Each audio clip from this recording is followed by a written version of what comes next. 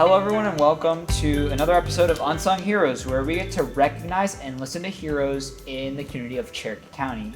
I'm your host, Nate Dogg, and today I am joined by Joseph Meeks, my coworker slash great friend. How are you doing today, Joseph? You know, I'm doing fantastic, Nathan. I hope you are too. Thank It's a you. lovely rainy day, so.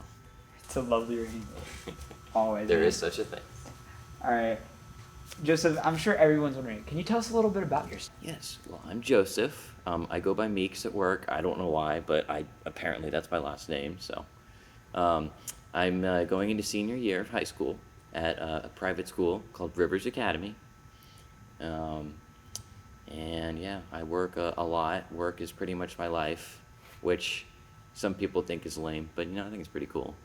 And yeah, Nate Dogg and I met working at Chick-fil-A, and we've been friends ever since. So, yeah, that's pretty much everything about me. Very boring, but I respect the hustle, though, working hard.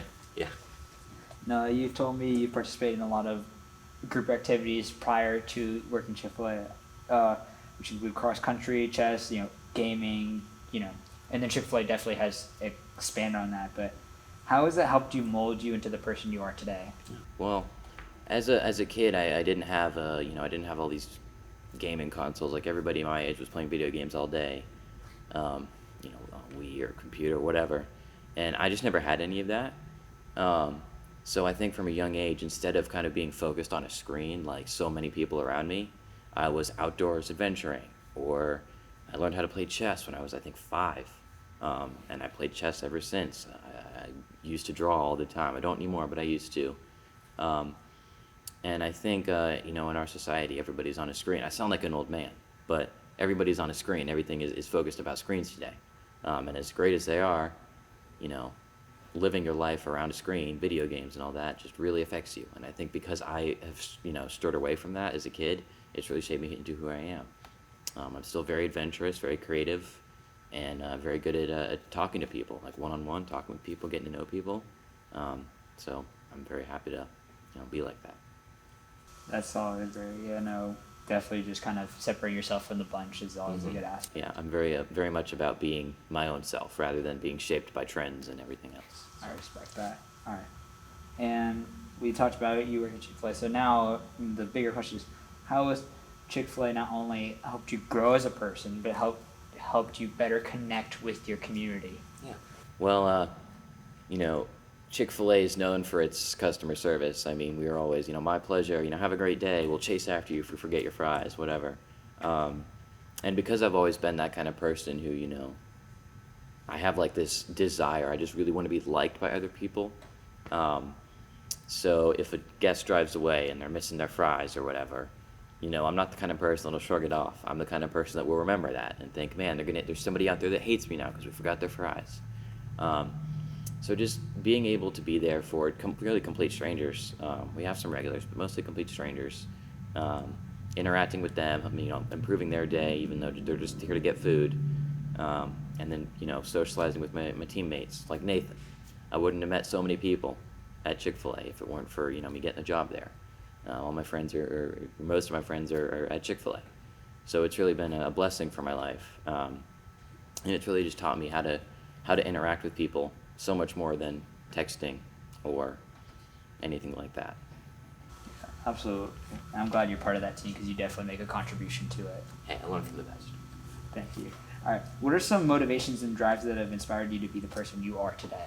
Well, one thing is obviously Chick-fil-A. I know we keep talking about that. But I think the skills I learned from Chick-fil-A translate to real life too, or to outside of Chick-fil-A.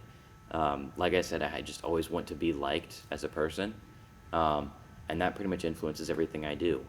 If I'm in a group of friends and, we can't agree on what we want to do, I'm the kind of person that's going to sacrifice, if they want to go hang out at a restaurant, they want to go to Burger King, or if somebody wants to go bowling, mini golfing. My opinion, I've learned, doesn't necessarily matter, and I'm okay with that because I want everybody else in the group to be happy, even if that means sacrificing something for myself. So I've learned that, it's always good to be happy. You want to do what you want to do, but other people around you matter so much more, I feel like. So I'm always kind of the person in the group that's there for the group rather than for myself. definitely a team player, is Yeah. what I'm hearing. And I, obviously knowing you personally, you're a big music fanatic. You're a Meeks the music man over here. But how do you think music can impact someone's life, and what kind of music are you into? Well, first talking about what music I'm into. I like what's called progressive rock. It's popular in like the early '70s. It's basically like super long songs, keyboard solos, just very unconventional music that you wouldn't hear on the radio. Um, so it's very like, nobody, I don't really know anybody else that likes the kind of music I like, um, because it's so unconventional. It's not an easy, love song, verse, chorus, whatever. Um, and so it like everything else in my life, it's nothing average. I'm not your average Joe. I don't like, the average kind of music. Um, and I have like a vinyl collection. Like I've recently started collecting vinyls. So music is definitely a big part of my life, just because it's such a great way to express yourself, and listening to music is a great way to hear how other people express themselves. Um, so even though people my age don't like the kind of music I like, um, music is very special to me because it's how I can use other people's songs to convey how I'm feeling about something. Um, so it's just a great way to express everything going on in my life, even when it may not be, maybe I'm not having the greatest day, but music is always there. There's always sad songs for those kinds of days. Right. Absolutely. And so you kind of talked about like, what you're doing right now, what you've done in the past, but my question to you is, what are your plans for the future? Do you have any plans for the future? See, that's just it. I am all everybody says this all the time. They have no idea what they want to do, but I mean it. I have not found myself yet. I don't know what I want to do. I don't know what I want to study in college. I'm pretty sure I want to go to college. Just don't know what I want to study. Don't know what I want to do after that.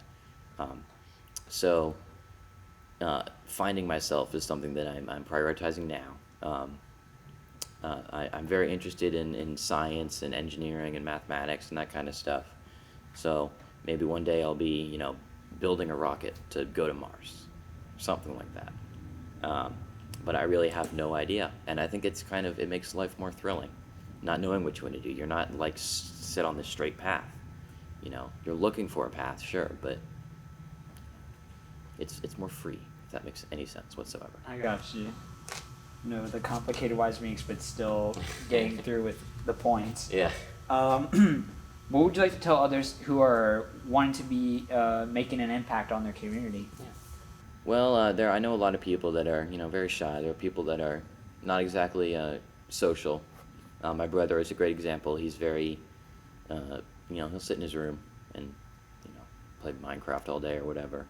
But I've learned that being there for people is something that anybody can do, and it's something that's so beneficial for the community as a whole. I may not be somebody who will go and, pick up trash. I'd love to do that. I just never get the opportunity to go like along the road and clean up trash or be there for the community in that way.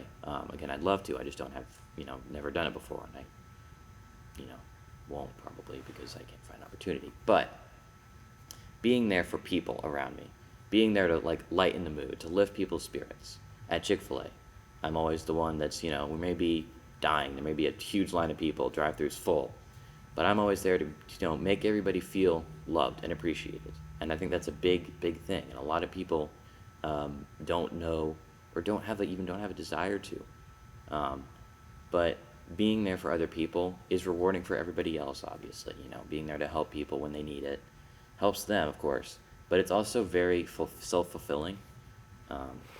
So it's just such a rewarding thing, just being able to be there for people.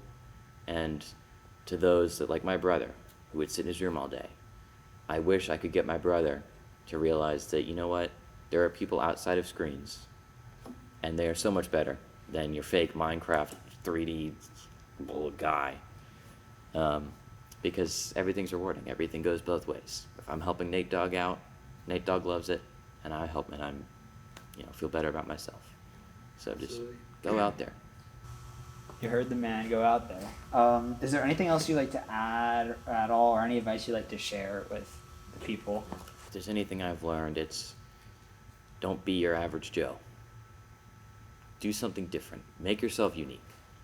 don't follow. I have a friend who will do everything that's trendy, and that's you know, nothing against that. It's just not the way I live my life, and I think it's a lot more rewarding to make your own trends. Be the person that, you know, will wear a stupid costume, not for any reason, just for fun, just to be the jokester. You know, it may not look good in terms of, you know, being popular or cool, but that's just lame.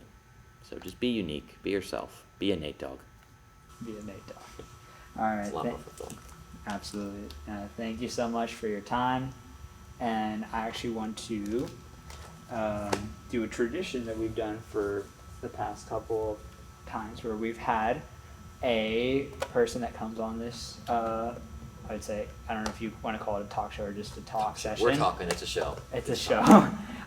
And what they will do is they'll sign the baseball to commemorate their time on this, I'd say, session or show. So, Talk show. wanted to ask if you would like to sign this baseball. I would more than like, I would love to, Nate.